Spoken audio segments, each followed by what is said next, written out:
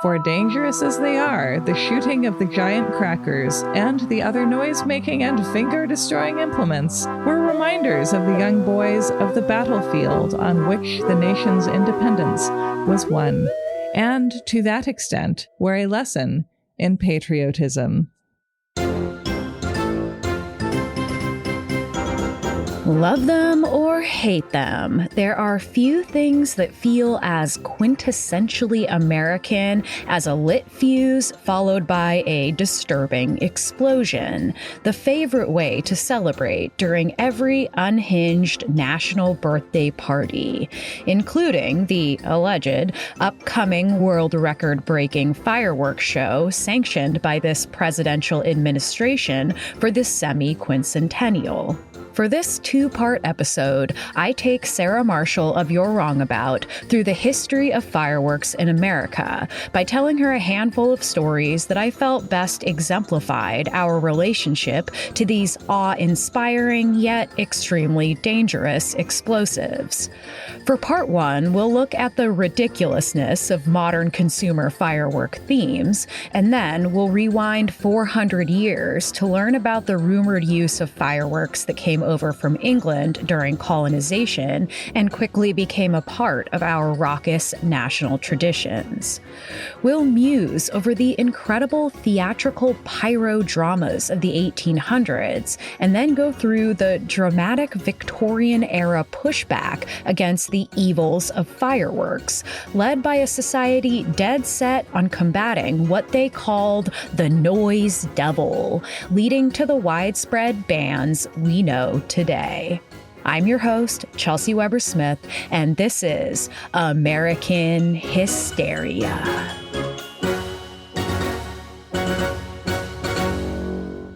Happy national birthday, Sarah Marshall. Are you just over the moon to celebrate our nation's 250th anniversary? I feel like this is much like what I've heard of the 1976 bicentennial, which is that it came at a fairly depressing time in American history. And I feel kind of pleased that we get to experience that as well, you know? Yeah. I also think about the Voyager Golden Record. We just did an episode about this like a handful of weeks ago. Does the Golden Record have to you this vibe of like, hello, extraterrestrials, please help us. We're really not doing amazing out here, but look at all the nice things about humans. Yes, I think that's I think you summed it up. I don't think I could have said it better. Well, what says that to you? Because I feel like I haven't researched it in long enough that I couldn't cite reasons why I think that exactly.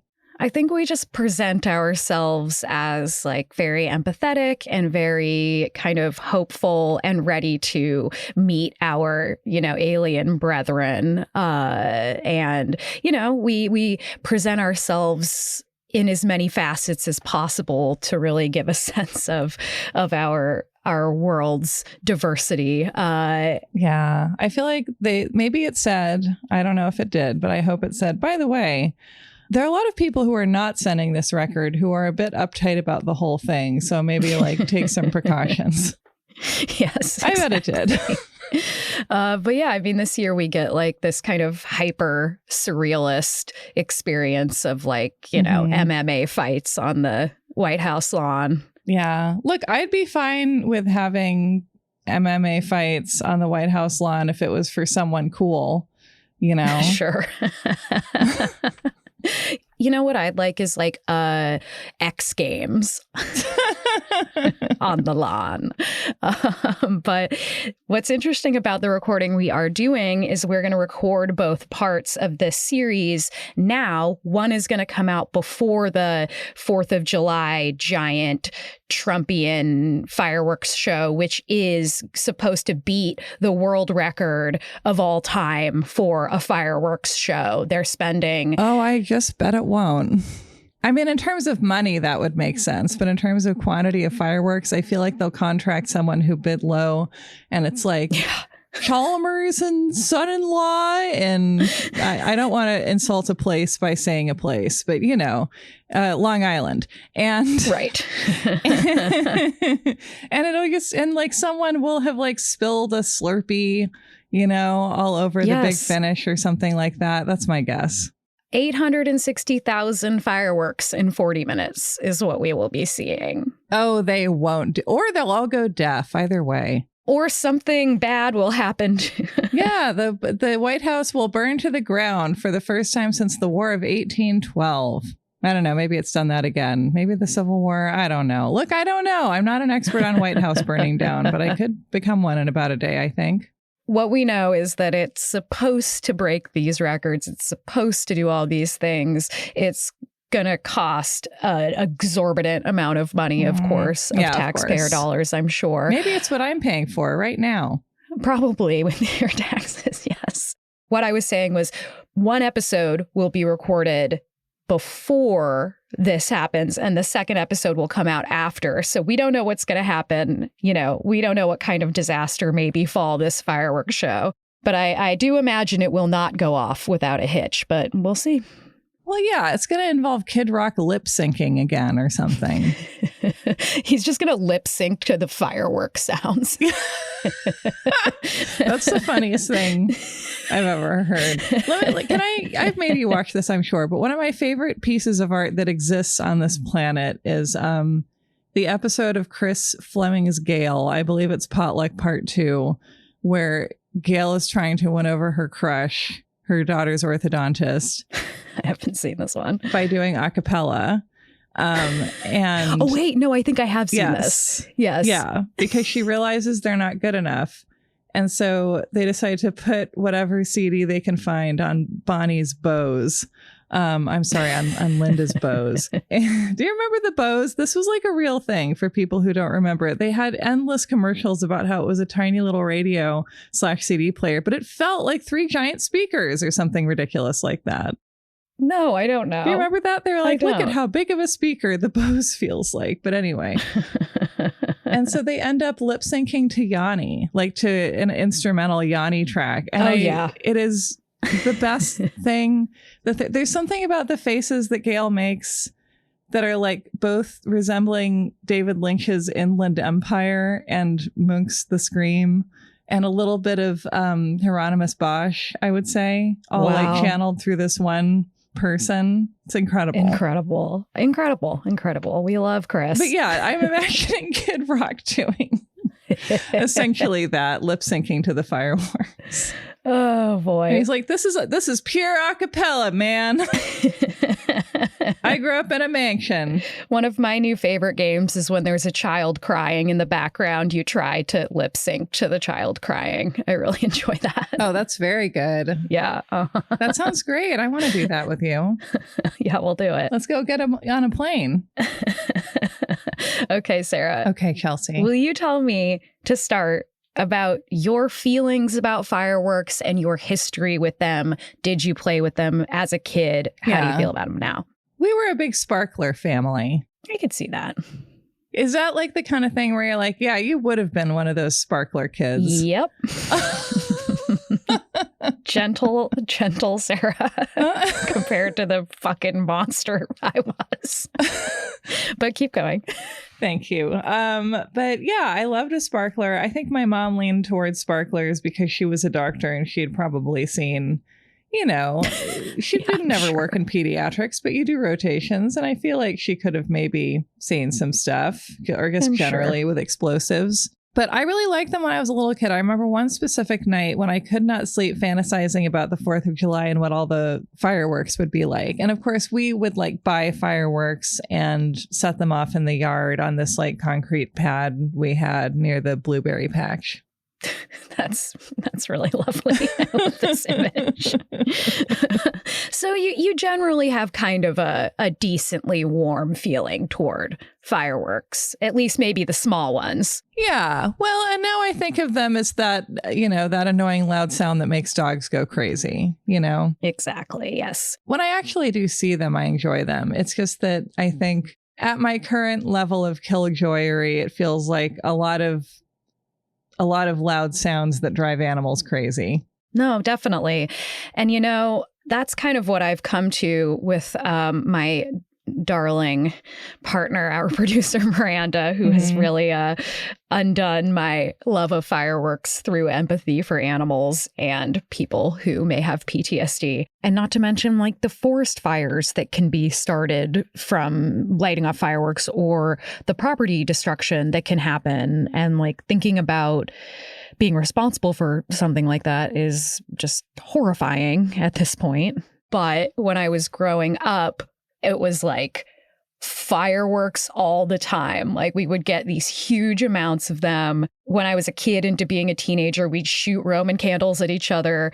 We'd like go out in the middle of the night and shoot them until the cops came up, and then we'd run, and then we'd just like, we would blow random things up. We'd like combine fireworks to make bigger fireworks, and we'd like attach them. One of our favorites was attaching them to those foam airplanes that you could get at like the dollar store, and you'd build them and they'd fly, and we'd just attach like bottle rockets to them and just shoot them into the sky. So, Did that ever get scary? No, I mean, I don't know. No. Well, okay. But I guess because I think because, when I know about a way that something can maim you or kill you, that's all I think about that activity, because I'm fun.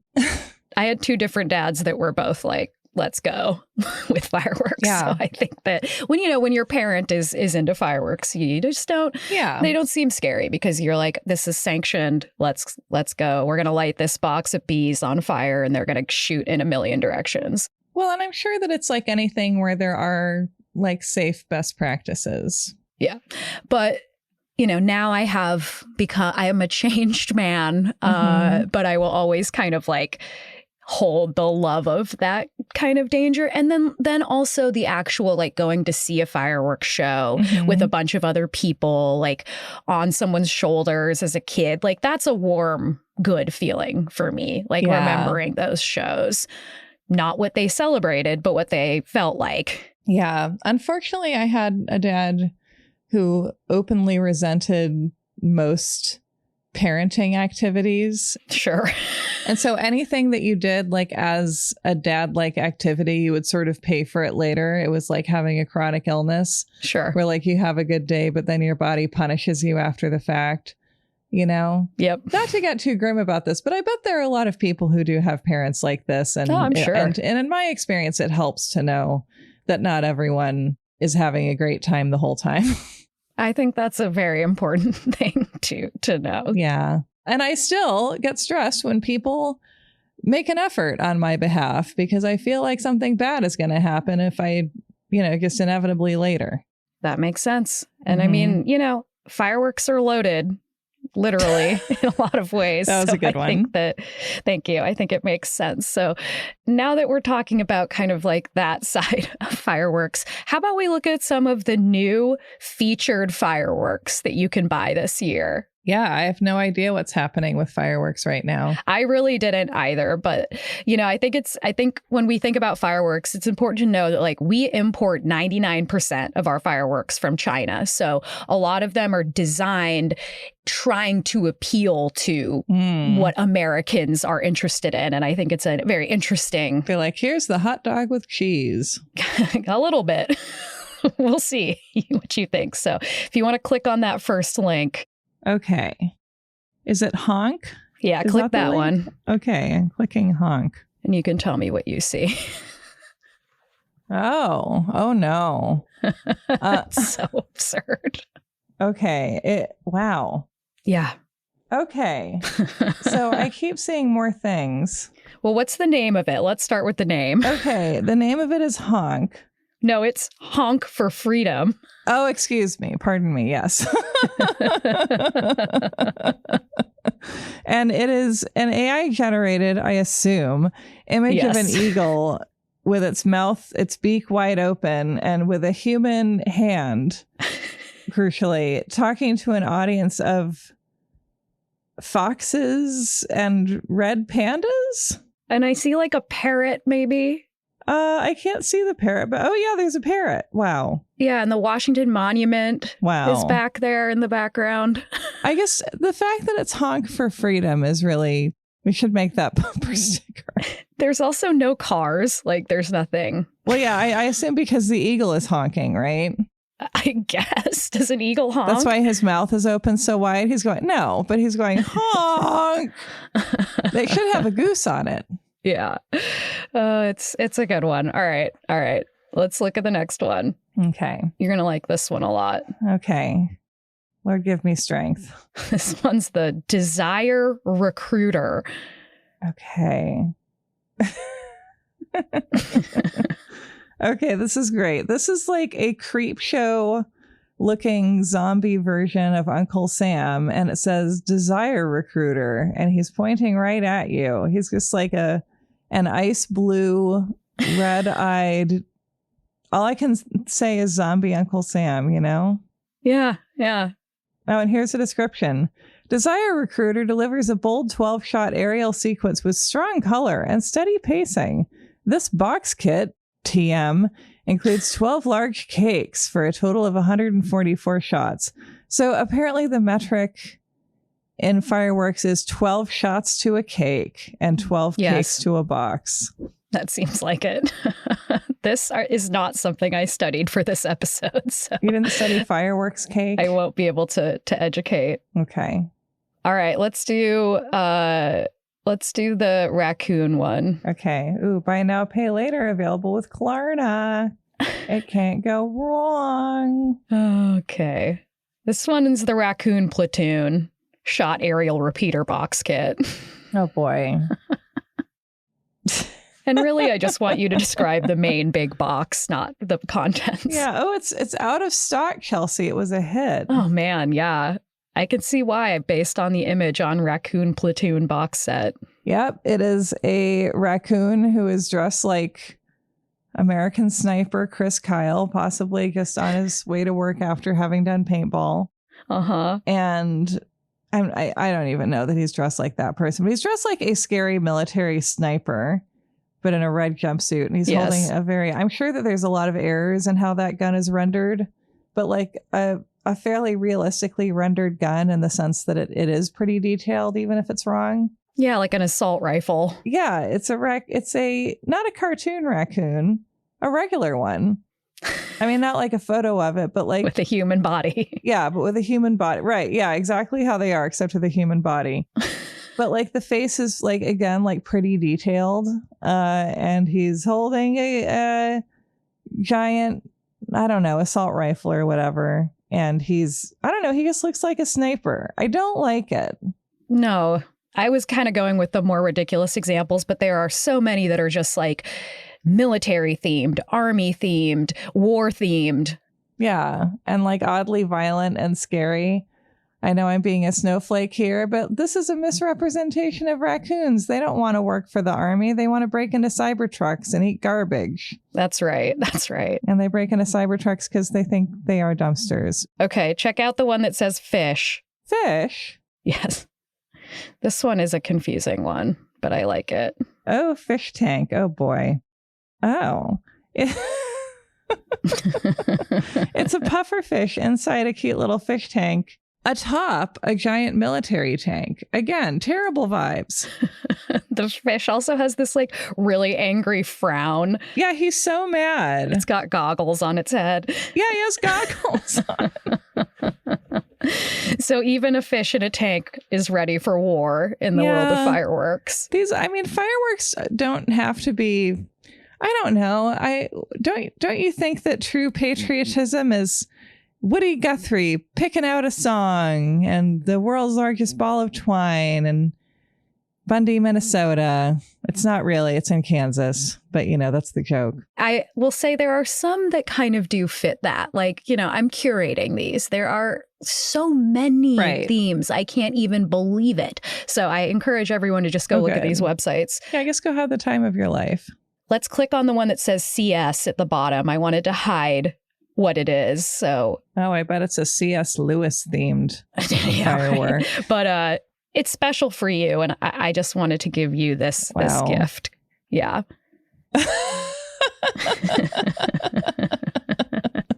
What do you see? Oh my God. Okay. We have a firework called Corn Storm. It's a storm of corn. It's pretty literal. And there's like I don't know, like Spirit Halloween Iron Man basically, except no, and it's got a Superman decal on his front. But he's like Iron Man wearing Superman's outfit, I would say. Yeah, he's got like a cod piece on. Yeah, kind of a superhero succotash. But then his left arm, our left, it looks like it's kind of turning into corn husks. Yeah. Don't you think? Yeah. Because again, I'm sure this is AI generated, and the AI was like, oh, I have an idea for something I want to try out. It does seem like it, yeah. And it's like he's in Twister and he's surrounded by corn that's flying around. He's like in the eye of the tornado, and all these beautiful corn cobs are lifted up and whirled around him. It's great. Right. I love it. Okay. Well, I did think that you would really enjoy that. Thank you for sharing that with me. Yeah. You're so welcome. There's nothing about the description that makes it seem especially corny, but I feel like they're under a lot of pressure to come up with themes for these things, probably. I think that's the thing, is like they're just like any kind of American related thing, let's expand on it. And they're like, you know what Americans apparently eat a lot of is corn. And it's like, we do. Famously. But we also just put it in stuff. That's right. That's right. We're corn crazy. Yeah. I did finally see Interstellar, by the way. I hadn't seen it before a few weeks ago, and I was like, wow, corn mentioned. Oh, really? I haven't seen it. Oh, there's so much corn. I'm scared of space. Space is very scary. That's the correct attitude. All right. Shall we get into the history of fireworks? Uh-huh. Absolutely. Basically, what I've got for you is kind of like the most fun moments, most interesting and wild moments in firework history. And that's what we're going to go through chronologically today. Wow. I'm so excited. I'm not going to get really into pre-America since our show is called American Hysteria. We are going to stay very much here. And there is a very vast history of fireworks in other countries as well. And if you're interested, you have the internet. So fireworks were invented like 2,000 years ago in China. That is what is considered to be the best estimate of where fireworks kind of evolved from. And does this have to do with the invention of gunpowder? Is that sort of like... Yes. Yeah. Okay. That makes sense. Basically, fireworks were, again, this is a guess, but they were like roasted bamboo shoots, and they had air pockets inside, and then that would expand and create a loud bang in the fire. Bamboo's incredible, isn't it? Yeah. And it's the same thing pandas eat, although apparently it's not very nutritious, and that's why they have to eat all day long, I think. That's the word on the street. Seems like a weird evolution issue, for sure. Yeah. But then eventually, the Chinese and Europeans used the evolution of this like early science to create weapons like muskets and cannons. So of course, we always go toward it. Nothing gold can stay, pony boy. No, exactly. But when we get to the United States, and again, this is like potentially apocryphal. We don't really know, but I do think it makes a lot of sense. Who else but John fucking Smith arrives in the United States, brings with him a big thing of fireworks, and either tries to use them to frighten the indigenous people that he runs into, or to endear them through this like show of awe. So he really did think he owned whatever land he landed on. Yes, that is true about John Smith.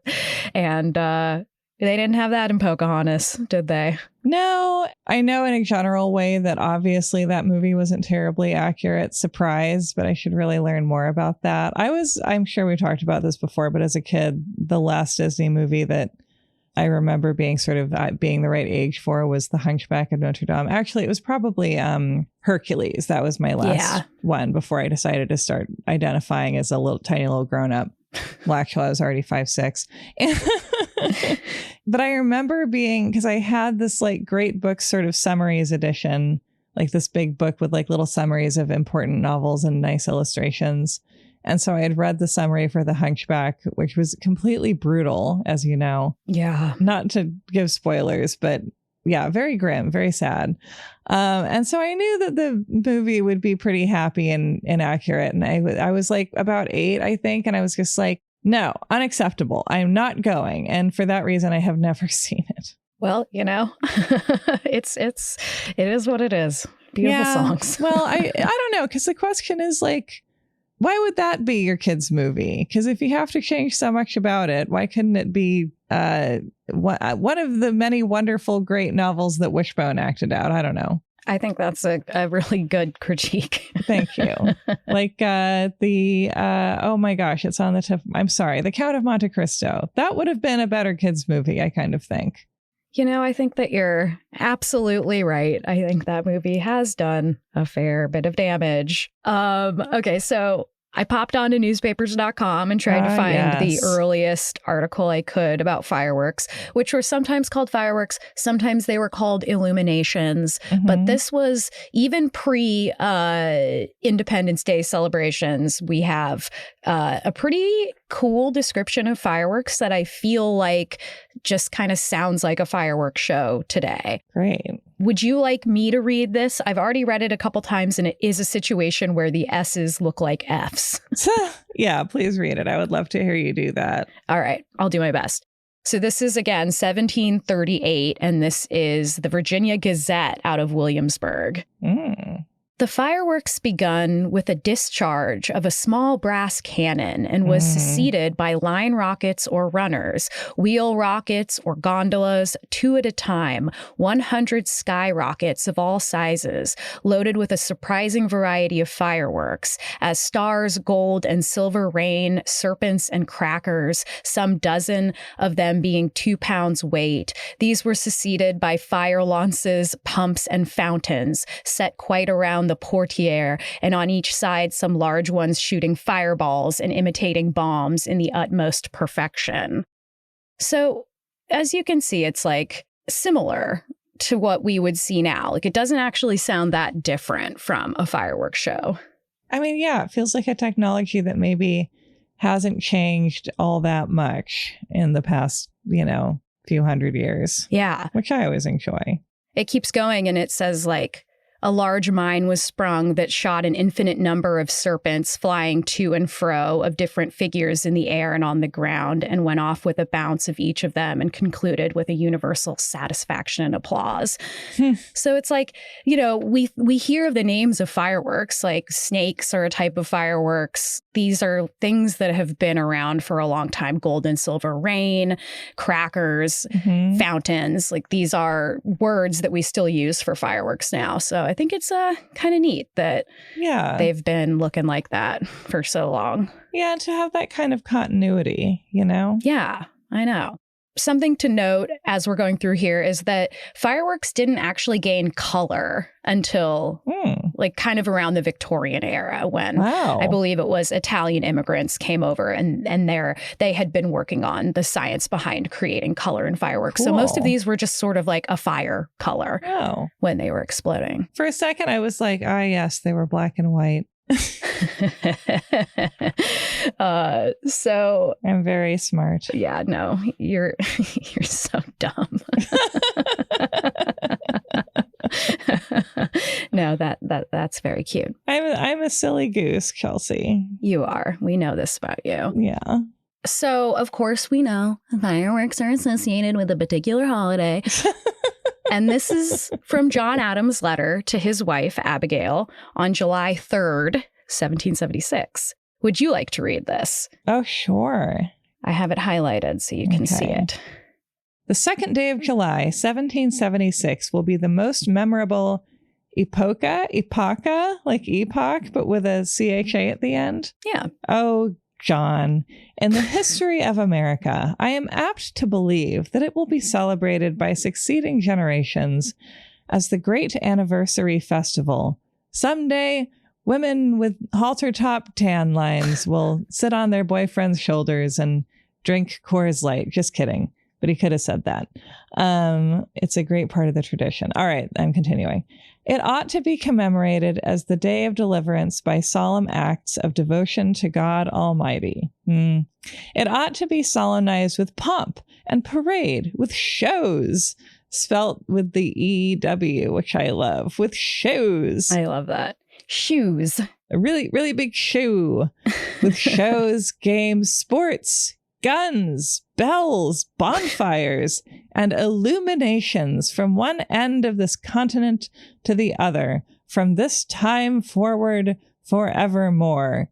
John Adams did not need to be told to dream big. He did not. And that word, illuminations, as I mentioned, can often refer to fireworks. Perfect. We don't know for sure that he was referring to fireworks in this case, because it could be about people holding candles out their windows. That was another thing. But we know that illuminations was another word for fireworks. So I think it stands to reason. I like that. That's kind of a beautiful hippy dippy word to call it. I know. It is like a lot gentler than fireworks. But yeah, there are differing accounts of like when fireworks entered the July 4th smorgasbord of different loud noises that we like to make to celebrate.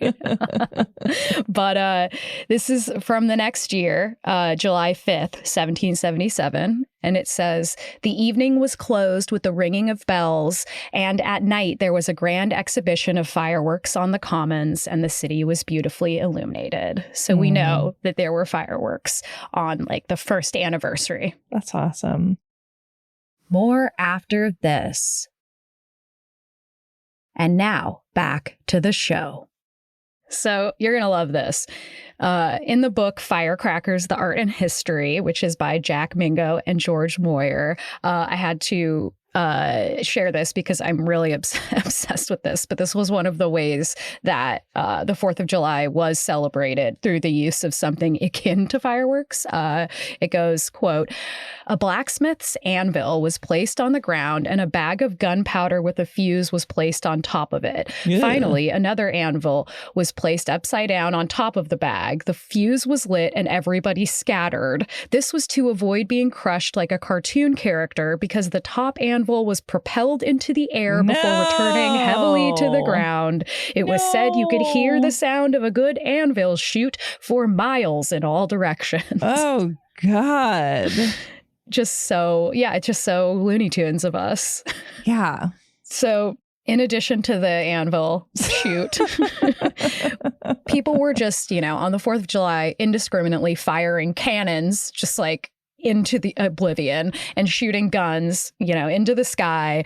And so this kind of meant that when fireworks came over, like consumer fireworks that anyone could buy, when they came over in like the early 1800s from China and Europe, they were actually kind of more of a family-friendly, safer option. Yeah. They were seen as like, this maybe is better than shooting anvils into the air. I should say so. I mean, thank God. When we reach the 1800s, this is kind of how things are going throughout the 1700s. We're shooting guns, we're shooting cannons, we're blowing up anvils, we're like starting to use fireworks.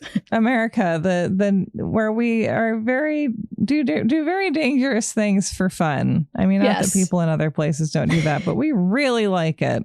And, we've talked about this on the show. Like, it was also how Halloween was celebrated. It was also how Christmas was celebrated. Like, we like to just explode things. Yeah, we love going, boy, not enough people have died lately. Yeah. And yeah, it was just kind of like that was the way Americans knew how to celebrate, was by being as loud and raucous and dangerous as possible on like any given holiday, really. So I feel like sometimes we're like, well, it's been peacetime about 5 years. Time for the cull. Yep. So I think this next section you're really going to enjoy. Have you ever heard the term pyrodrama? No. What's that? So a pyrodrama is essentially like a play put on using fireworks. Wow. And I had never heard of this before. What, like Waiting for Godot? I haven't seen Waiting for Godot is my truth. Me either, honestly. It just feels like an easy joke because it's supposed to be like a sort of very verbal 2-character drama. Sure. Then yes. Like the My Dinner with Andre arcade game in The Simpsons. Yes, exactly. Tell me more. So James Payn was kind of the man behind these pyrodramas. They started in England.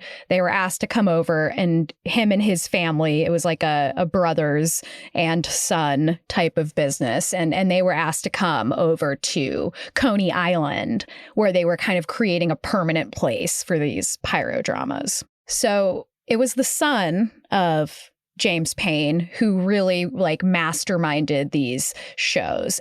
They took place in these specifically built outdoor theaters, and the plays had storylines. They were often like plays of historical events, mostly wars and natural disasters. And wow. Yeah. So like mostly almost always a historical event. Chelsey, I don't know if you know this, but I love natural disasters. You're going to love this. And like thousands upon thousands upon thousands of people would come to Coney Island to watch these shows from like 1879 to 1910. But they also traveled around. They're also at World's Fairs.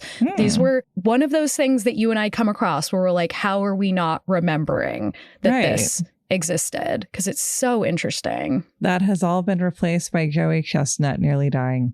It is. It just does feel like Joey Chestnut would be the centerpiece of this giant theater that I'm about to have you describe. So each show also had hundreds of actors and just like this giant theater at Coney Island that everything happened at. It was overlooking this man-made lagoon they created so that they could have ships as part of the show. Wow. Let's look at the amphitheater they designed for it, because I think it's really cool. And I think it had a capacity of about 20,000 people at its height. So you can describe it to me because it looks so beautiful. You know what I think is probably a sensible trait I have, and it's born out of anxiety because I'm not a reasonable person generally, but just I hate being in a crowd. And I think that is probably good. I really do. Yeah. I think I like being in a crowd. I can muscle through it and I won't complain about it too much, but like it's not, it's contrary to my nature. Yeah, I think that makes sense. I feel like if I'm in a dense crowd, I'm panicked. If I'm in a crowd where I can move freely, I'm into it and I'm enjoying like the energy and watching people and just I like the experience. But once I'm densely packed in, like when I look at those videos of like people, like, I mean, I watched the Astroworld documentary, which was fucking terrifying. But, just like that. Well, that's the worst kind. When you watch those shows, like those giant outdoor festival shows where there's just like 10,000, I don't know how many people, more than that, tens of thousands, I don't know, a huge crowd, and you're just right in the middle. Yeah, tens of thousands sometimes. And I'm like, I wouldn't, I just couldn't do it. There's no universe in which I could do that for any artist. Well, because I think packed at a certain density, people start to move kind of more like a liquid. Yeah. Because like at a certain level of density, you do lose control of being able to decide where you're going next. And then you can also just get like picked up. I mean, I'm sure the documentary talked about this, that you get like people get picked up out of their shoes. Oh, yeah. People in crowd crush situations, I think pretty often people suffocate. Yeah, they do. That's definitely what happened in that situation. Yeah. I mean, inevitably they talked about this. And who got blamed? Who was it? I can't remember. Satan. Oh, of course. Duh. Yes, I remember. Yeah, it was like some kind of, I will say the only time I start to be like, maybe that was a satanic ritual is like that Astroworld and Woodstock 99. I'm like, those people are possessed. And I'm just kidding. Of course, I don't believe that. I know. But here's what I always say about those is that we don't need Satan because the point there is like inadequate infrastructure. Right. You know what? And hasn't that been Satan all along? No, it's been white guys. Right. But it's like, it's this thing where it's like, oh my gosh, literally Satan is to blame. And it's like, you fucking guys need to go spend a little more money and organize a safe concert. You know, I agree. Like this is always corner. I know that you agree, but just to play devil's advocate, literally, I guess. It's because like this is why we invented Satan, to cover up for our own lack of caring enough about each other. You know what I've been haunted by lately? What is because I've recently had rental cars that are like, ooh, let's make this button a screen thing that you have to navigate to, and let's put this other button on the screen, and let's make the gear shift a little tiny circle right on the dashboard, and let's have the car scream at you when you're within 20 inches of something, which makes parallel parking so much more fun. And I know in my heart, like, I don't have proof of this, but I believe, based on everything I've learned in this world, that like there have to have been like internal meetings at these car companies being like, well, if we turn this button into a screen, eliminating the driver's ability to use muscle memory and increasing how distracted they are when they drive, we will probably, our projection is we'll have this many more fatalities, but we'll save this much money. And all these companies have to be going, yeah, sure, whatever, It's baffling to me. It fills me with terror when I'm in one of those cars, because I just don't know what the fuck is going on. Because when you're driving, especially on a freeway, you don't want to be suddenly having to navigate a screen for potentially a couple of minutes in order to find the thing that you need. And of course, the companies would say, well, you're not supposed to do that when you're driving, to which I would say, first of all, some of these are like actual necessities that you've moved there because it's cheaper. And B, what people are like. Just give them a chance to live more a little bit. Absolutely. Absolutely. Yeah. All right. Will you describe this Coney Island theater for us? I sure will. Okay. So this is pretty gorgeous as depicted in picture postcard form. This is like a huge row, like many, many rows of seats looking at, I guess, this man-made lagoon we were just talking about. And it looks like a place you would have like a $5 million wedding in this day and age. Yeah. Yeah. And then in the background, what do you see? I see like a bunch of like fancy building facades and what looks like Mount Vesuvius. Great. Good job. We'll get into that in a minute. So their first show actually happened on the 4th of July of 1879. And I guess there is a video of one of these shows that was from 1902, like a tiny documentary. But I think it's one of those situations where you can only see it if you go to like this particular college and, view the... Okay. I wanted so bad to find it. Yeah, there's so much important stuff that isn't digitized. I know. Please digitize. So basically, Payne's Fireworks created these very precise displays. And the Coney Island website says that they were like a display of nighttime art that you might expect would only be possible using multicolored LED lights. Oh. For the first show, 100,000 people came to see it. It showed 2 lit up warships battling each other, firing firework rockets at each other, and then ramming each other until one of them actually sunk. Oh. And I don't know how they did that. I don't have that information, but it does remind me of Pirates of the Caribbean. Yeah, totally. Right? I feel like maybe that was in the mind of the creator. I don't know, but it does really seem like that. So what aspect of it? Just like that part where the ships are shooting at each other. Oh, I see. And the person who made Pirates of the Caribbean. Yeah. I mean, I feel like there have to have been other things like that, because it always really impresses people when you can kind of do a fake shipwreck. I don't know. The world is so big and detailed. There's so many nooks and crannies.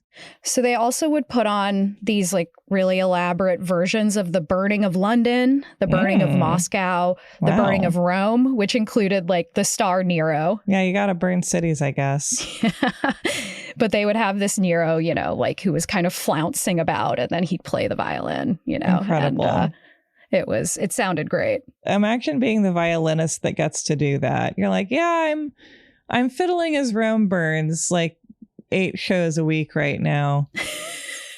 I feel like if someone said that to me and I was a young lady, I'd be like, tell me more. It's kind of a hot job, It is a hot job. You know who I wonder about a lot is there used to be that theme park, I think, in Orlando called the Holy Land Experience. Oh, yes. I've heard about this. Which regrettably I never made it to, because when I was there, when it was still open, it was $50. And I was like, ugh, I'm not paying $50 for that.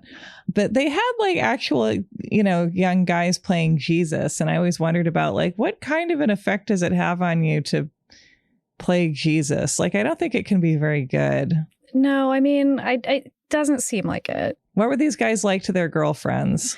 Yeah, it does seem like it could cause some mental problems if you took it too seriously. Yeah, or just that if you already lean in that direction, which you might if you're going to go out to play Jesus, that like, just, I don't know, imagine dating some like guy with an artistic temperament who gets a summer job playing Jesus. The story kind of writes itself. It does. You're like, could you clean out the air fryer? And he's like... He just puts his hands over the air fryer. Yeah. And then he's like, it's done. And she's like, it's not. He says, it is finished. It's not done. It is finished. Jesus wept. It's a little Jesus joke for you. I thought this was really interesting. They also did a lot of battles, like the Civil War. They did Civil War battles. They did the British bombardment of Alexandria against Egypt. And then they also did a version of a battle in a Japanese-Chinese war that was happening at that time, which just seems really wild to like act out a current war happening somewhere else. Yeah. And again, it goes to show that the American people have always been wildly tacky and just unable to cope with tragedy except by making weird theme park art out of it. So I wanted to describe one of them, which was the most famous one, and it was good of you to notice that it looked like Mount Vesuvius because that mountain in the background does in fact represent Mount Vesuvius. So I got another picture for you to describe if you don't mind. I can't believe I got that. Yeah. I know. It's really weird that you got that. I don't know how you knew. Well, I'm just on the same wavelength as you. Okay. So this next one. Okay, so again, we have what looks like model ancient Rome. I feel like I can see a little Parthenon there. And then we have a gigantic kick line of what looks like young women in kind of Hellenic costumes. I realize I've said two different countries. You know what I mean? Classical costumes. Yeah. We're not too detailed in America. And what I would describe as gaucho pants. Yes. Definitely. With big old Vesuvius there in the background. Oh yeah. So is it okay? So did they have just like a big fake Mount Vesuvius in Coney Island at this time? May I describe this show? I think all questions will be answered. Oh my gosh, please. I want nothing more. Yeah. Okay. This was called The Last Days of Pompeii, and it was Payne's most famous work. Toured all around the country, which seems like it would be really hard to pack up this set, but they did it. Although I guess they moved circuses around back then. We're just so lazy now. We are so lazy. We don't want to put elephants on a train. Not that we ever should have done that, Miranda. But So it was also the first performance that combined fireworks with music and a plot. And the orchestra sat at the lagoon's shore, which also sounds cool. The audience sat in the chairs, like as you described, across the lagoon from the show. And they waited until it was totally dark. And then suddenly the stage would light up and it would reveal this plaza that you described that was at the Bay of Naples with Mount Vesuvius lording over in the background. Then this Napoli set had an amphitheater, Temple of Isis, as well as an accurate just set of buildings from the period. Hundreds of actors were on the set. They were in costumes of the time, or at least what we imagine the costumes of the time. They had the kids like jumping rope and rolling hoops and playing marbles, all things I don't know if were a part of ancient Roman culture, but maybe. I mean, perhaps not. But, it's like how when you go to medieval times, they give you corn and potatoes, which are two things that we were definitely not eating in medieval times. Hey, we're getting close, And then there was a man with a little monkey, and I just had to include that. I don't really know what it means, but it just said there was a man with a little monkey. I mean, you got to mention that. You got to. There was a religious procession, and there was like this happy festival going on, full of singing and dancing. Clowns bounded on stage. There were jugglers and acrobats. Bounding clowns. Yeah, I know. But it was just this like very joyous, happy, giant scene with hundreds of actors, right? That's lovely. But then, oh no, behind them, smoke began to rise from the volcano. Oh no. There was a great rumbling sound, and the actors on the stage went still and silent. The rumbling grew louder. All of the actors started to panic, and that's when the pyrotechnics started to just shoot out of the volcano. No. It spit fire. They had like lava. I don't know how they did it, but they had lava that flowed down the facade of this mountain. Wow. I think it was just a facade. I think it maybe was flat. I couldn't figure that out. But then fireworks started popping all over the stage and little fires were lit and everybody just started to scream and run around and basically freak out as all of these fireworks were just exploding all over the stage. That's delightful. And then just to note, no one wanted the kids to get hurt. Like they didn't want anyone to think the kids got hurt. So they just let all of the kids load into little boats and they all lived. That's cute. You know, it's nice. And then they just had a finale that was just like an outrageously huge firework display that went on in the background as the city literally burned down. Like all of the facades fell and it was just completely destroyed. Again, I don't know the details of how this was pulled off necessarily. Right. There's not a lot of information about these shows, which I think is just wild because they were so massive. Maybe they were trade secrets in a way. That is a good point. But yeah, I guess it goes to show that people love a grand illusion. You know, it's maybe our favorite thing. Yeah. So these were super popular, as I mentioned, toured all over. They happened for years and years and years. But then once we get into, you know, the era of the moving picture, it just didn't have the same pizzazz for people. I am big. It's the fireworks shows that got small. Exactly.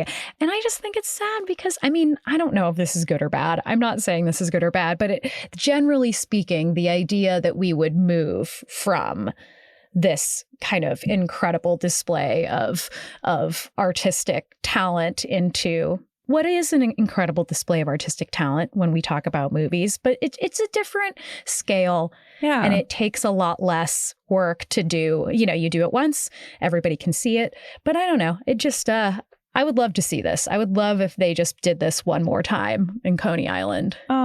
Yeah, I would love that too. Pretty neat. But then, Sarah, on September 30th, 1914, the Payne Fireworks Display Company in Chicago fucking exploded. Yeah. Yeah. Shocking, right? We've never heard of a firework factory exploding. I actually maybe have never heard of it, but that's still, I don't know. It feels like they were it maybe happens a lot. Biting off. Yeah. Well, it happens a lot. Dangerous industry. Yeah, it is. It's very dangerous. So inside the Payne Firework Factory, this was, again, in 1914, there were thousands of what were called torpedoes, thousands of Roman candles, skyrockets, firecrackers, every kind of firework that was used in these shows and also sold to consumers. So to the best of their understanding, an electrical issue sparked a small fire. A chain reaction happened that set off all of the explosives, as you can imagine. It's like there's no way to avoid it. It destroyed the entire building and the surrounding buildings, including the Coca-Cola factory next door. 5 people were killed, including the head of the company, whose name was Harry Bishop at the time. And he was one of the most famous people who was working in like the world of amusements. Ooh, the world of amusements. 30 other people who were walking by were injured. This was massive news. You know, I mean, the Payne Company was a huge deal. They were like the biggest name in fireworks. And it was one of like many of these types of firework plant explosions that happened in the early 1900s.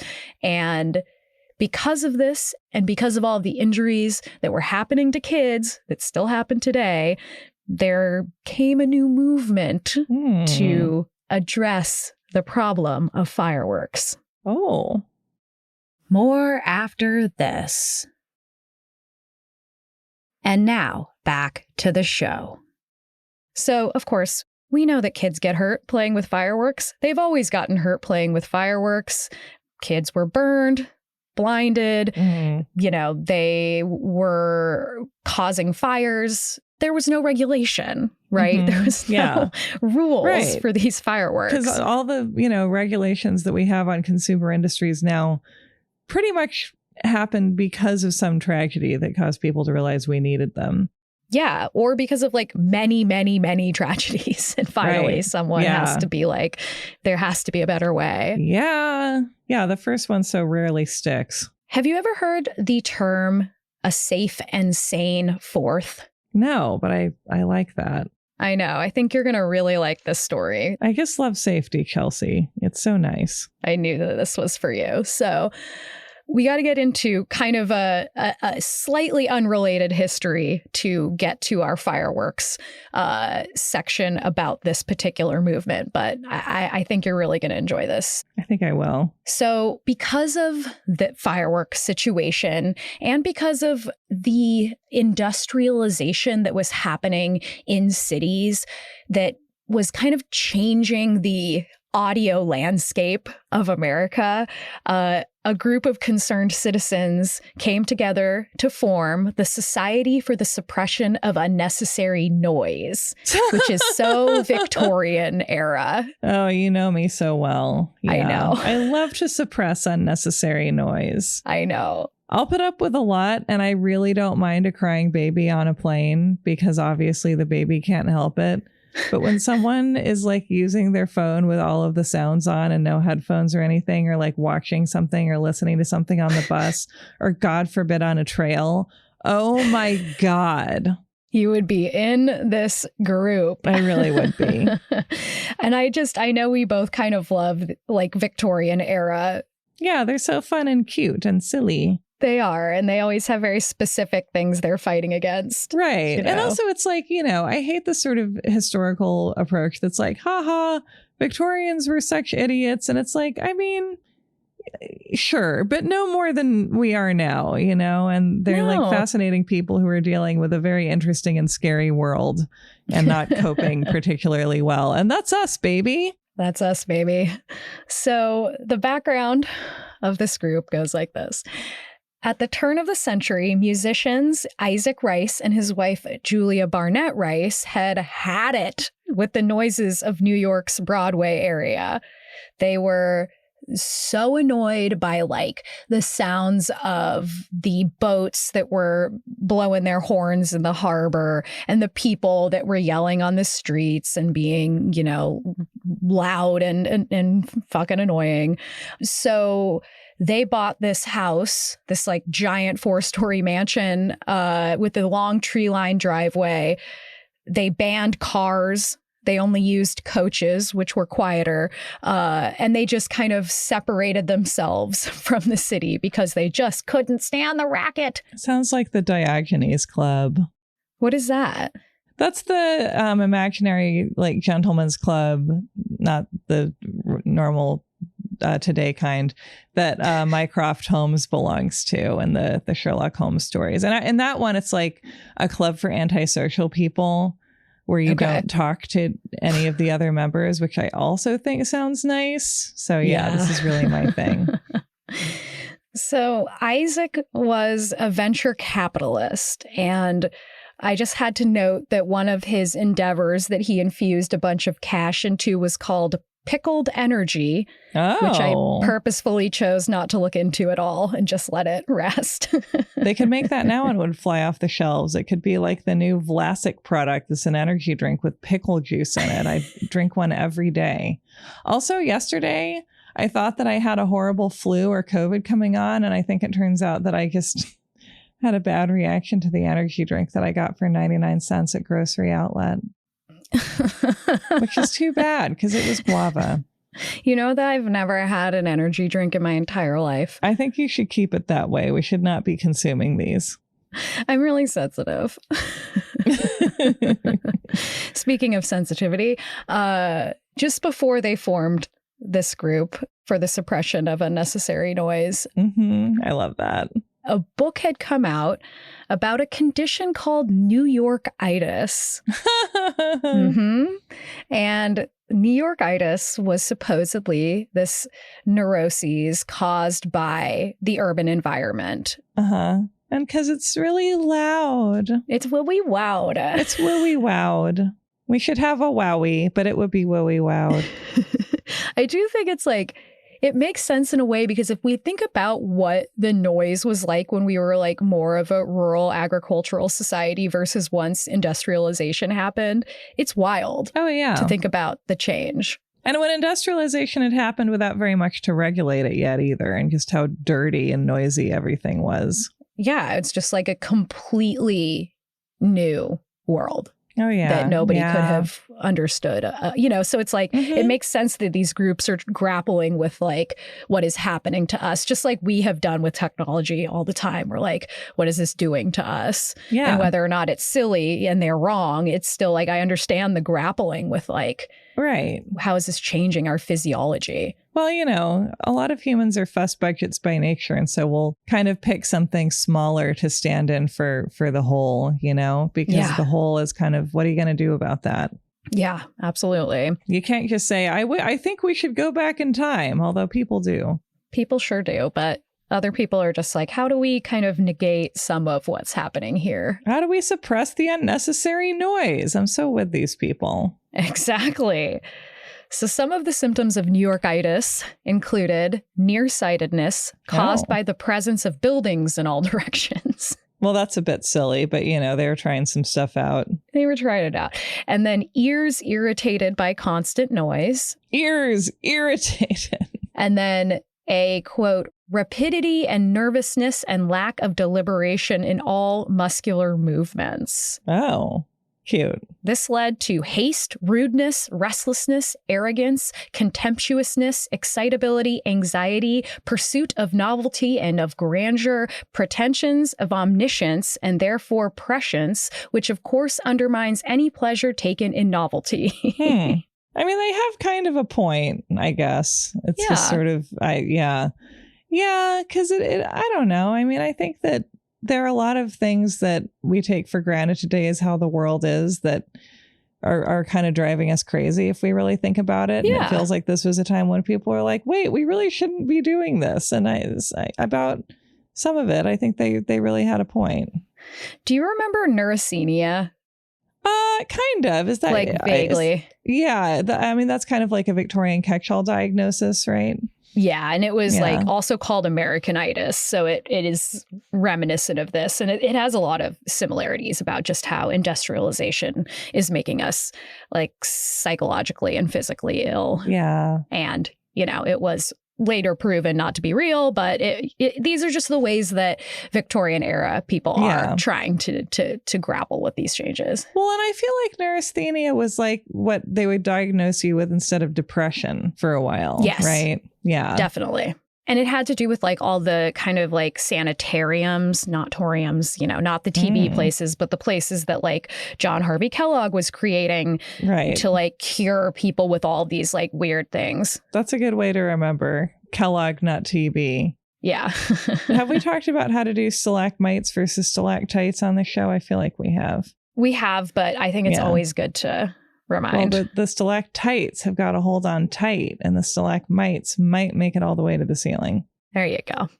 And the sanatorium thing isn't like it's not like the separation isn't as clear, but it's whatever. It's not important. But okay, so that book, people kind of think it might have been satire, actually. Yeah. The guy that wrote the New York-itis book. Yeah, I can believe that. But Julia Rice of the Society for the Suppression of Unnecessary Noise took it very seriously and was like, here's my basis, right? Here's like the book that I can build this movement off of. So Julia hosted the first meeting of the Society for the Suppression of Unnecessary Noise in the library of her mansion, so it was probably not too big.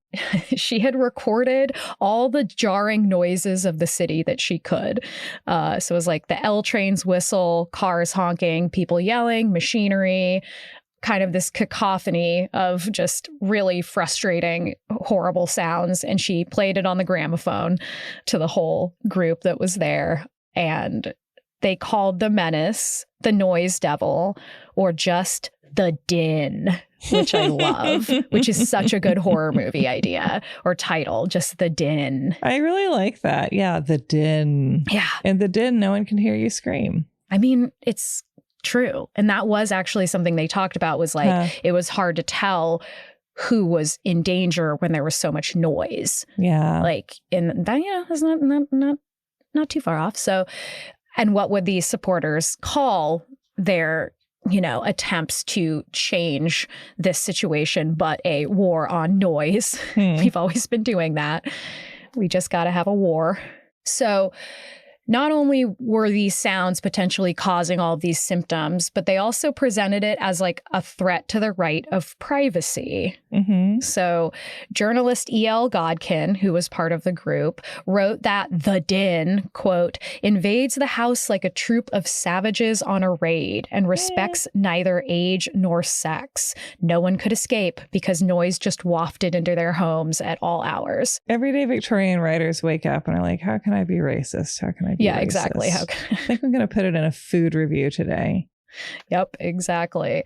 But, it's an interesting idea, I think, that people saw this as racist as the term that they use. This idea that like it was like someone entering your home and you couldn't do anything to stop it. You could close your window, but that's the only protection you had from the din. Yeah. Well, and it's interesting that this is making me think about how people have written about cities for the past 100, 150 years, and that we have sort of had this like specialized evolution and sort of learning to accept noise as a fact, especially in certain places. And of course, people still find that jarring when they move to kind of a big city or a big noisy city for the first time.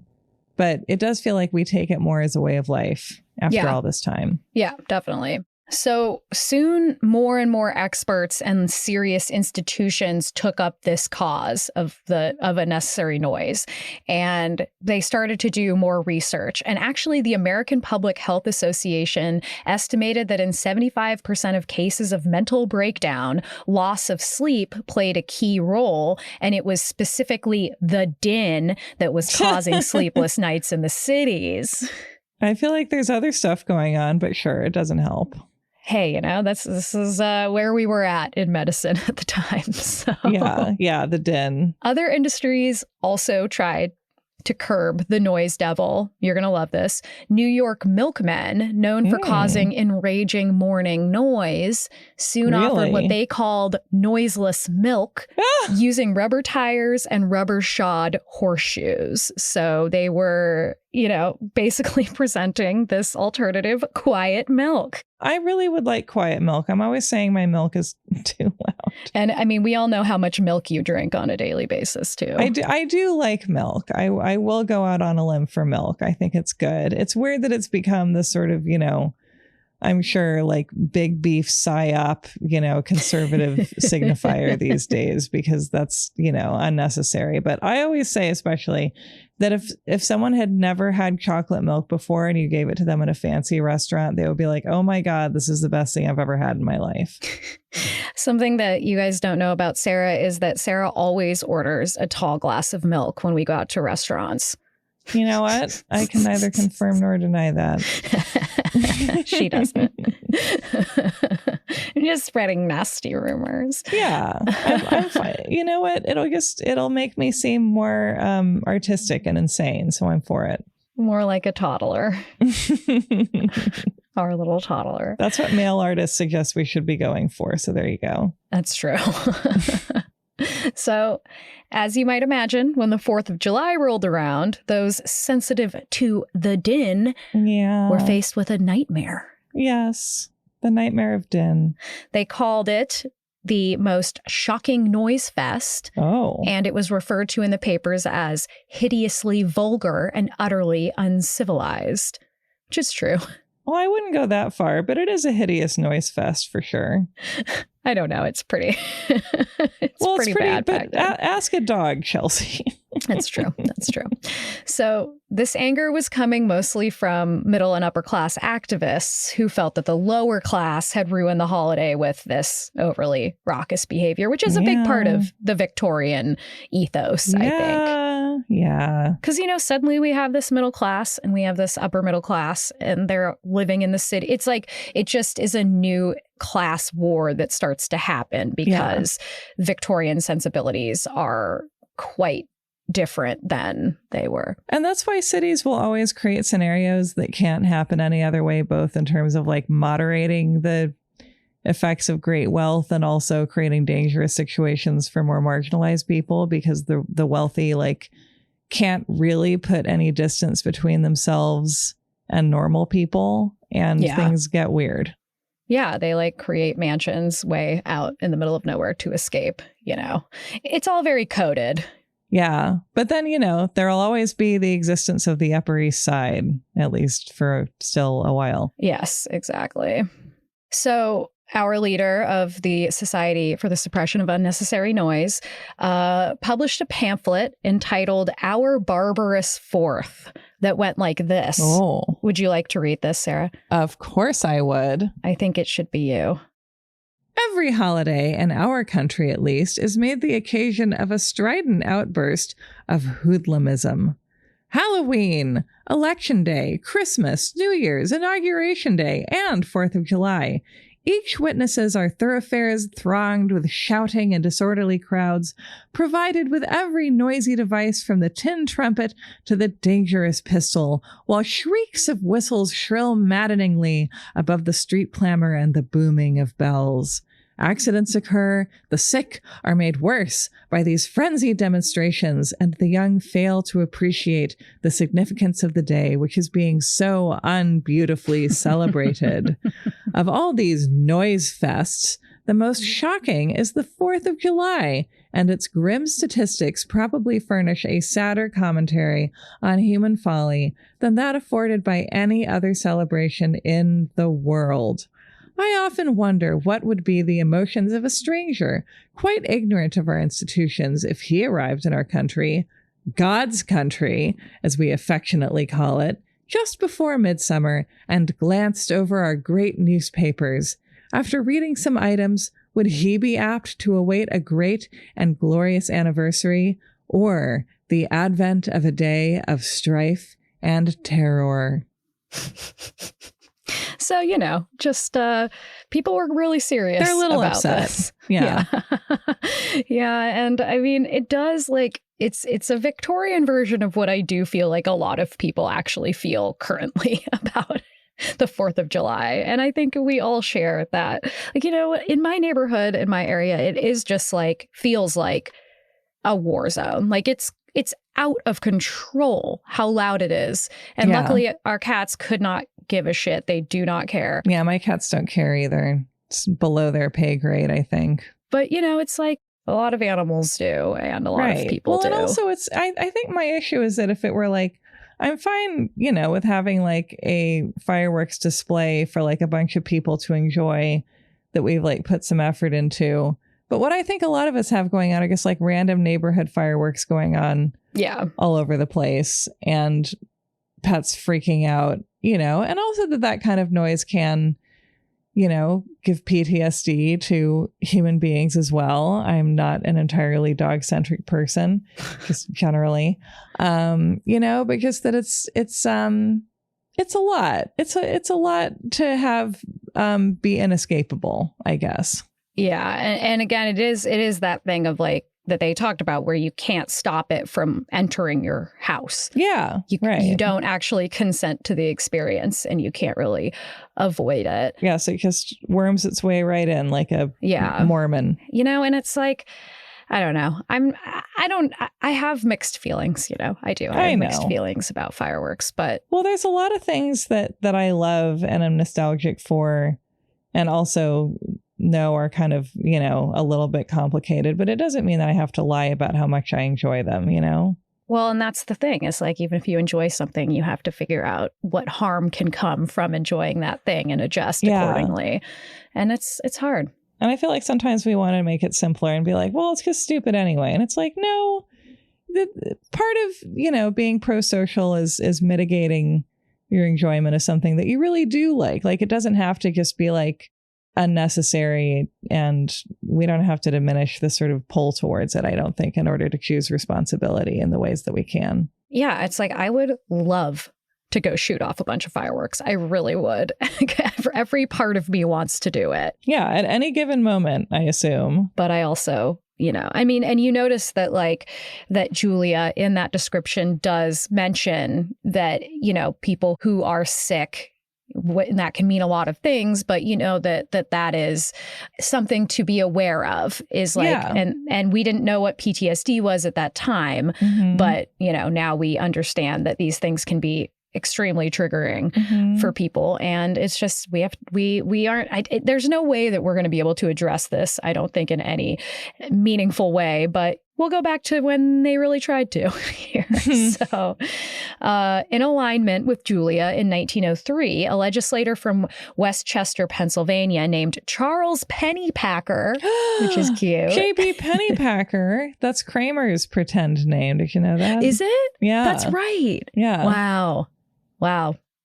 So Charles Pennypacker made a statement to the Philadelphia Inquirer in favor of what he called a safe and sane Fourth. Yeah. So he wrote, quote, "A spurious pattern of patriotism has brought a day of terror, misery, noise, destruction, and death." He recommended the focus to shift to a more family-friendly version of the holiday. He said, take a trolley ride. He said, spend a quiet day under the trees. He said, bake a cake with deviled eggs and bread with lemon butter. What? Which I was like, that's so Sarah-coded, even though I don't know what a cake with deviled eggs is. Well, can we assume that those are like separate dishes, I hope? They are, yes. Okay, thank God. Yeah, that is very Sarah-coded. Mostly the eggs, yeah. I love deviled eggs. Aren't they just the best thing ever? Oh, they're so good. I love them so much. How do they get so much devil in each egg? They are just a perfect little thing. And they're so weird, They're just such like a weird thing someone made up. Mm-hmm. I love it. They're perfect. And they're very 4th of July coded. Right. Yeah. Same as it ever was. More after this. And now, back to the show. In a speech later that year, he said, quote, spend your money for sandwiches instead of squibs, which is a firework, I think. I really like that. The price of 5 skyrockets will buy a hammock whose swing delights youth and old age in all lands. I guess either hammocks used to be cheaper or fireworks used to be more expensive. Do you remember when we did the Halloween episode and we talked about how they kind of took this really dangerous holiday that had all these pranks and fires and fireworks, and I do remember that. I was thinking about this. Yeah, and they kind of slowly try to make it more family friendly and safe. It's really these two things are kind of happening simultaneously, and it's a very Victorian idea. Is like again taking this like raucous, unclassy time and starting to change it into something a little more delicate. Yeah, well, and also when I talked about or when I did my like Christmas episode maybe a year and a half ago with Sarah Archer. This also came up, how like Christmas was sort of more of like, you had like wassail and wassailing, and it was sort of like a little bit more of like a mischief night kind of a thing. And it was, it was this big tonal shift to transform it into a very child-oriented holiday. So it feels like this keeps happening because we're too poorly behaved as adults to be trusted with holidays. Yeah, I think we talk about the same thing in our War on Christmas episode. It was just That's right. Yeah, this has come up a couple times. Again, it's just like shooting off guns was like the whole thing. It was just like, let's shoot guns into the sky all day. Yeah. We love doing that. I'm not quite sure why. I don't know where we think those bullets are going. Maybe to God. I know. I'm so scared of that. I know. Me too. I don't actually understand what happens. They come back down, right? They have to. Well, they have to. Look, I think it varies, but eventually, Chelsey, they do. Have people? I just don't know how often it causes, violent consequences. I know that at least some of the time it does. I'm Googling it. I'm not saying that anyone should be doing it, like I just think that, you know, as a person, you need to choose between not using guns, and if you want to have a gun, learning every single thing about gun safety so that it would seem as insane to you to point a gun at a human being as to actually fire it. I think those are your choices. I think that this happens like kind of a lot, that people get hit by bullets that people shoot into the air. Yeah. I mean, to me, even once is a lot, you know? I know.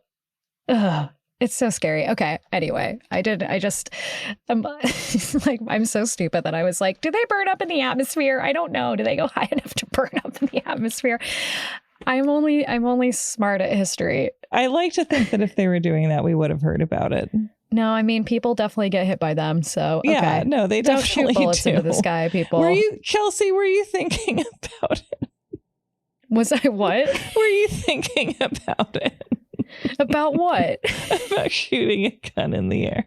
I mean, maybe. Sounds fun. Why I shan't be. Fun? I don't know. Boom. Yeah, I like bangs and booms. I can. I'm one of the boys. We are very the same and a little bit different. Yeah. No, I shan't be shooting a gun in the air. No, but only shan't. Because now I know it's not safe for people. I'm like, oh shit, I did it like fucking 100 times last year. Okay. I just like that there was a part of your brain that was like, but what if it is? What if they burn up in the atmosphere and it's fine? Yeah, what if they burn up in the atmosphere? You could still get like a goose or something, you know? Oh my God, you're right. Although I guess you could eat it. I didn't even think about the geese. Yeah, you got to think about the geese. Okay, all right. Well, even though they're sure not thinking about you. No, they're thinking about how to be mean to me on the beach. Wouldn't that be amazing? And I mean, they obviously shouldn't do this. It would be too sad. But like an epilogue to Fly Away Home. Oh my where, God. Like she tries to interact with the little geese now that they're all grown up. We're like, meh! Yeah, that would be what would really happen. And attack her with their serrated beaks. Yeah. Yeah. That's why you can't expect anything from animals. You have to help them even if they want to bite you with their scary little beaks. It's true. It's true. Yeah. We just have to let them be. Yeah, we just got to let them beak. They don't have to like me. Not everyone has to like you. No, and if it's a goose, they're not going to. They're not going to, and you're not going to be the one. I'm sure someone will then be like, hello, I was practically raised by a goose. And I'll be like, well, I'm really happy you had that relationship with a goose, but I'm not going to try it myself. No, I guess, I don't know. I'm sure there are geese out there that have been tamed.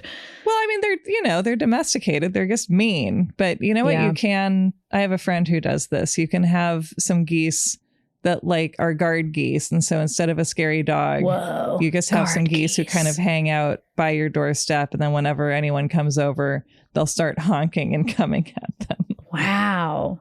That's effective. I have been on the receiving end of this. Yeah. And it works. You have been on the receiving end of this. Oh, have I ever? Yeah.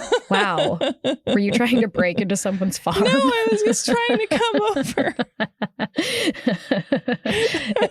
And the person's just like using their foot to kind of be like, get back to the geese. Pretty much. Yeah. And you can't retreat. You got to keep moving. And I think the secret for me was letting one of them bite me once, and then it wasn't that bad. Okay.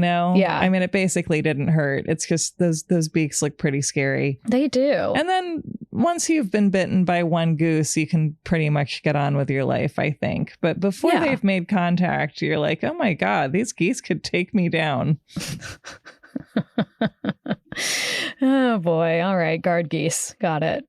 So like the guard geese, the local boys were pissed off when Mr. Pennypacker presented his Safe and Sane Fourth, and the Society for the Suppression of Unnecessary Noise picked up on it. So the next year, after the Safe and Sane Fourth idea was like circulated in newspapers, the Philadelphia Inquirer wrote that the idea, quote, had been resented by the young men of the town. And the night before the 4th of July, a huge group of young men surrounded Charles Pennypacker's house. Not Pennypacker. No. And at midnight, they shot Roman candles and other fireworks outside the house, shaking all the homes in the neighborhood and basically trying to terrify Mr. Pennypacker into retracting it. What if in a past life I was Mr. Pennypacker and you were one of these boys? Yeah, I mean, that seems right. That's pretty, at least emotionally accurate to me. Yeah, well, I'm glad we've come full circle karmically. I might have been one of these boys if I was like 13. I think you were. Yeah. Yeah. I'd like to formally apologize to you, Charles Pennypacker, in Thank a former you. life. Yeah. It's, you know what? I understand. I always understood the boys. I just boys. wanted to Yeah. get some sleep. The boys. Now just go play some stickball, please. Roll your hoops, boys. So despite these threats, the idea of less fireworks could not die because people were really excited about it. They wanted less noise. It appealed to many people, and society was getting on board. I've got a little article I'd love for you to read out of the Pittsburgh Press from 1910 that I think kind of sets the vibe for how people were feeling. Okay. New York, May 7th. You can't fight something with nothing. If you are going to have a safe and sane 4th of July, the kind that at night will see little Nathan with his nose intact, Florence with all her fingers, and Tommy with all his toes, to say nothing of having grandmother unmutilated. God, this is incredible. What are you going to give the people, and especially the children, in place of the old-fashioned celebration? How are you going to get your kids on board with not losing limbs? It's hard. That is a question that is being asked in 1,000 municipalities today. The celebration of the anniversary of the nation's birth with crackers, toy pistols, torpedoes, and other death-dealing devices has been going on so long that the right of the boys of this country to kill a few of their number and maim thousands more has been looked upon by them as a vacated right. And boys are so different than corporations in giving up what they regard as a vested right. I don't know, I think they're about the same. It is generally recognized that there must be some substitution for the old kind of celebrations. For dangerous as they are, the shooting of the giant crackers, the toy pistols, and the other noise-making and finger-destroying implements were reminders of the young boys of the battlefield on which the nation's independence was won, and to that extent, at least, were a lesson in patriotism. Wow. Yeah. I mean, it's a pretty great piece of writing. It's wonderful. Yeah. It's the idea of like grandma getting mutilated is really quite brave. It's quite he's like, no, I'm going there. I'm doing it. And they're like, all right. So the drama only ramped up in the writing in newspapers as this safe and sane 4th kind of spread. So the Minneapolis Journal said, time to consider how our annual worship of the god of noise is to be abolished. This blatant and death-dealing divinity long ago usurped the shrine occupied by patriotism. Every year we carry and lay on his bloody altar human sacrifices, like the tribute of maidens to the Minotaur, only they are mostly boys. And so, year after year, the glorious 4th becomes more and more a dread festival of blood and fire and noise, of death and mayhem. I love how dramatically people wrote back then. It really, today can't hold a candle to it, I don't think. Yeah, it's kind of awesome. It really is. Yeah. So the New York Tribune wrote, how can any satisfaction be taken in the perversion of a holiday to purposes of disorder and destruction? How can any pride be felt in methods of observance which inevitably condemn hundreds, if not thousands, to be shot, burned, and maimed, and otherwise disfigured and tortured in propitiation of the great god of senseless uproar? I mean, to quote Real Genius, there are many decaffeinated alternatives that are just as tasty, you know? Okay, so the Times Dispatch out of Richmond wrote, if the grim stare from the 68 eye sockets made empty by last year's celebration does not appeal. God. I mean, look, they're not pulling punches, which you really shouldn't do where public health is an issue. Yeah. Not when this is what's at stake. Does not appeal to authorities unwilling to enroll under the safe and sane banner. Let them go to the nearest cemetery and count 1,000 little mounds of sod, and then half as many again, and still more. Wow. I like it. It's like, again, there were no regulations. And there needed to be regulations. And so purple prose was really the last thing that we had left to try, I think, probably in a way. It's true. And so at this point, doctors started to join the movement, which was, as we've kind of talked about, that was... People listen to them sometimes. Yeah. And they were talking about how patients with physical and psychological ailments were really affected by the noise. And they, along with the Society for the Suppression of Unnecessary Noise, were working together to create ordinances that would ban the use of fireworks near hospitals, which I think is a very good idea. Well, yeah. And in fact, one of the lasting effects of the society was to get those quiet zones established that you see near a hospital sometimes. I didn't know about that. That's really great. No, I had no idea that this was the backstory. Yeah. Pointing to the many injuries caused by the use of personal consumer fireworks, the governors of more than half of the U.S. states agreed to participate in the Safe and Sane 4th campaign, and many created ordinances that outright banned fireworks, in cities all across the country. So this is the first time that the firework laws that we know today actually began. Wow. And we have the Victorian Society to thank. Yeah, they had their moments. And the holidays' deaths were at 5,623, and that was in 1908, and they dropped to just 988 in 1912. So that's a huge decrease. Which is still too many, but yeah, that's a giant drop. I know.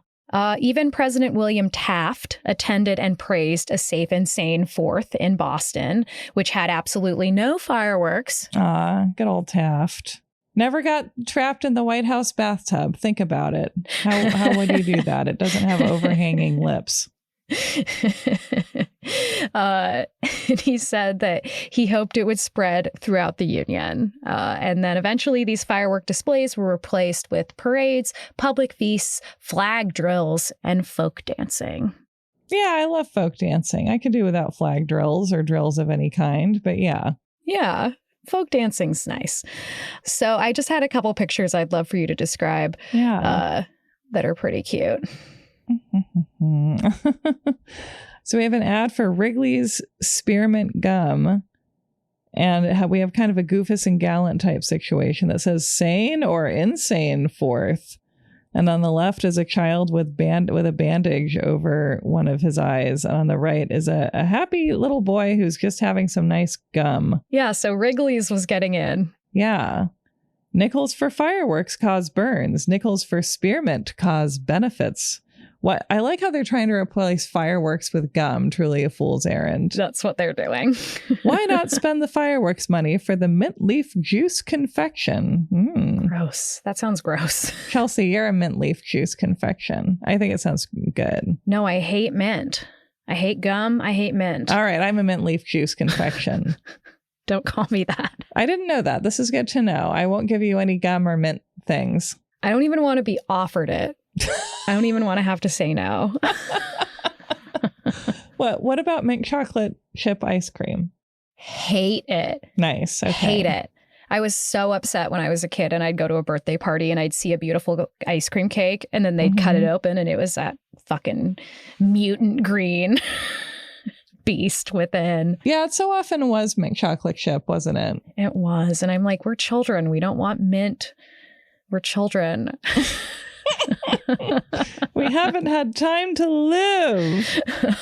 Why not give your little ones the enjoyment that's so fine for teeth, breath, appetite, and digestion? Look for the spear. The flavor lasts. Incredible. That's very good. And then in a photo, we have... I cannot believe that maybe this did become a Norman Rockwell painting. It sure looks like one. It sure looks like one, yeah. We have two little boys who I don't know if this is staged or if they've got real injuries, but they've got like multiple bandages on. They got bandages on their hands. We have one who's maybe like 8 and one who's maybe more like 5. But they're bandaged up. They look like hopefully relatively minor, but they've been through it. And they're saluting a poster where a man is saluting with all these bandages on too. And the text on it is, "Never again will I fool with firecrackers." It's so good. They're doing like the oath hand, like they're holding up the like oath hand. Exactly. Yeah, they're doing an oath hand. But yes, the "never again will I fool with firecrackers" hand. So, this is just showing that I think this picture was probably the 30s or so. And by then it was a pretty standard that fireworks were considered a bit of a menace when before they weren't really considered in that way. Right. And now, because of a society of the suppression of unnecessary noise, we now have fireworks laws, and we now are much more critical of especially children getting to play with them. Part of this was really taking fireworks out of the hands of the people and then placing them in the hands of professionals. So if there were fireworks at this time, they became more like regulated shows. And if they were sold, they were more regulated and they were made safer. And so this was, I will say, like a very successful campaign.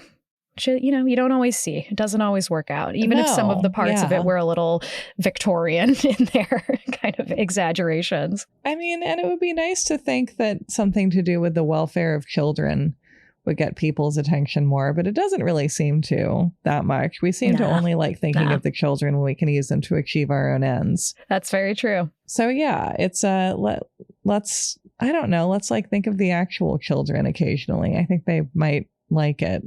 I think so too. Yeah. So basically, we had a long time where fireworks were not the norm. Like people weren't using them the way that they used to. But slowly over the decades, personal fireworks definitely became the norm again. Oh boy. I didn't realize that we had this kind of shift and then a shift back. We did. And they were always more regulated than before, but they started to return to a more normal part of the 4th of July as we went on. So we will pick back up right here and go through some pretty wild stories of the 20th century that I think you're really going to enjoy. And we'll look at fireworks beyond just the 4th of July, kind of what their role was in music and what their role was in sports. Yeah. And we'll just focus on a few little stories that I think really demonstrate our more modern experience with fireworks. So, I'm excited and worried, which is actually a pretty enjoyable emotion. Yeah, it's there's some things to worry about in the upcoming episode. That's definitely true. But there are some pretty fun, ridiculous things as well. So yeah, I can't wait. Thank you, Sarah. Oh, thank you, Chelsey. Thank you for having this karmic reconnection that we managed here today. You're so welcome. And we'll be back after the 4th of July for part 2. So we'll see what the hell happens with the alleged world record fireworks show that our dear leader will be shooting off right by his house. All right. Penny Packer out. Penny Packer out.